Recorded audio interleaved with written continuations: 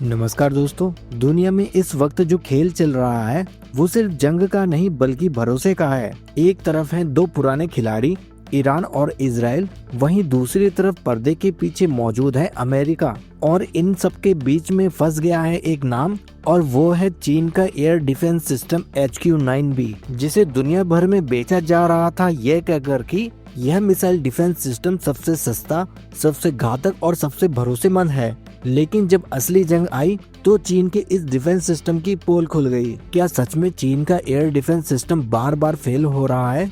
और क्या ईरान ने चीन पर भरोसा करके बहुत बड़ी गलती कर दी है? इस वीडियो में आपको हर सवाल का जवाब मिलेगा। उससे पहले अगर आप हमारे चैनल पर नए हैं तो प्लीज हमारे चैनल को सब्सक्राइब करें ताकि डिफेंस से रिलेटेड हर खबर आपको सबसे पहले मिल सके। दोस्तों, चीन बहुत चालाकी से अपने हथियारों की मार्केटिंग करता है। वो कहता है कि हमारे सिस्टम बैटल टेस्टेड है और इनकी रेंज ज्यादा और कीमत कम है और इन डिफेंस सिस्टम की टेक्नोलॉजी अत्याधुनिक है। HQ-9B के बारे में दावा किया गया है।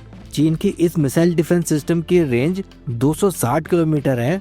इसमें एडवांस रडार और मल्टी टारगेट ट्रैकिंग सिस्टम लगा है। लेकिन दोस्तों, कागज पर जो दिखता है वो हमेशा जंग में काम करे ये जरूरी नहीं है। मई 2025 में भारत ने पहलगाम आतंकी हमले का जवाब दिया। भारत ने LOC पार किए बिना सटीक मिसाइल स्ट्राइक की। पाकिस्तान को भरोसा था अपने चीनी हथियारों पर, जिनमें शामिल थे HQ-9 missile defence system, JF-17 fighter jet और एडवांस रडार सिस्टम। लेकिन भारतीय मिसाइलों, इलेक्ट्रॉनिक वॉरफेयर और स्ट्रेटेजिक प्लानिंग के सामने वो सिस्टम बेअसर साबित हुआ।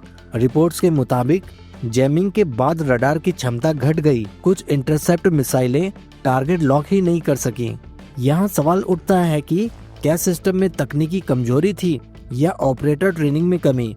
इसका सच क्या है ये पूरी तरह साफ नहीं है, लेकिन इतना जरूर है, चीन जिसे दुनिया का सबसे बेहतरीन मिसाइल डिफेंस सिस्टम कहता था वह पूरी तरीके से ऑपरेशन सिंदूर में फेल हो गया। दोस्तों, वेनेजुएला देश चीन के हथियारों का बड़ा खरीदार रहा है।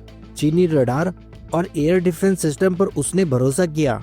लेकिन जब अमेरिकी दबाव और सैन्य कार्रवाई की खबरें सामने आई तो चीनी सिस्टम की प्रभावशीलता पर सवाल उठे। विशेषज्ञों का कहना था कि सिस्टम इंटीग्रेशन और डेटा लिंकिंग में कमजोरी रही। दोस्तों, इस समय इजराइल और ईरान के बीच युद्ध चल रहा है जिसमें अमेरिका भी शामिल है। इजरायली हमलों के बाद ईरान ने अपने एयर डिफेंस सिस्टम को और मजबूत करने की कोशिश की। पहले रूसी सिस्टम पर निर्भरता, फिर चीनी विकल्प। लेकिन जब एडवांस स्टील्थ जेट्स की चर्चा आई, जब F-35 जैसे प्लेटफॉर्म की बात हुई तो सवाल उठा, क्या HQ-9B उन्हें समय रहते डिटेक्ट कर पाएगा? रिपोर्ट्स और सोशल मीडिया वीडियो में कई दावे किए गए कि कुछ बैटरियां नष्ट हुई। हालांकि इन दावों की स्वतंत्र पुष्टि मुश्किल है। लेकिन एक बात साफ है दोस्तों, ईरान पर हो रहे हमलों ने चीन के सिस्टम को कठोर परीक्षा में डाल दिया है। दोस्तों, इस समय भारत S-400 डिफेंस सिस्टम का इस्तेमाल कर रहा है जिसकी रेंज 400 किलोमीटर है और यह मिसाइल डिफेंस सिस्टम एक साथ कई टारगेट ट्रैक कर सकता है और उन्हें एंगेज करने की क्षमता रखता है। इस मिसाइल डिफेंस सिस्टम में अलग अलग प्रकार की मिसाइलें अलग अलग दूरी के लिए हैं। लेकिन दोस्तों, सिर्फ टेक्नोलॉजी ही वजह नहीं है, सबसे बड़ी ताकत है इंटीग्रेशन।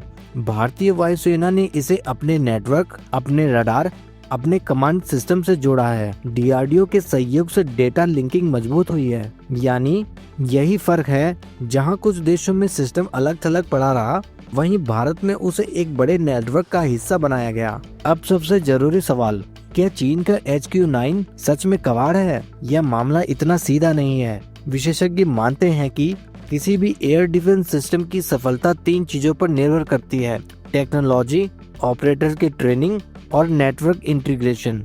अगर तीनों मजबूत हों तो सिस्टम बढ़िया काम करता है, लेकिन अगर इसमें एक भी कमजोर कड़ी हो तो नतीजे बिगड़ सकते हैं। चीन आज दुनिया के बड़े हथियार निर्यातकों में गिना जाता है। सस्ता विकल्प देकर उसने कई देशों को आकर्षित किया है। लेकिन अगर लगातार सवाल उठते रहे तो भरोसा डगमगा सकता है, खासकर जब मुकाबला रूस और अमेरिका जैसे पुराने खिलाड़ियों से हो। भारत के लिए यह वक्त है आत्मनिर्भरता बढ़ाने का।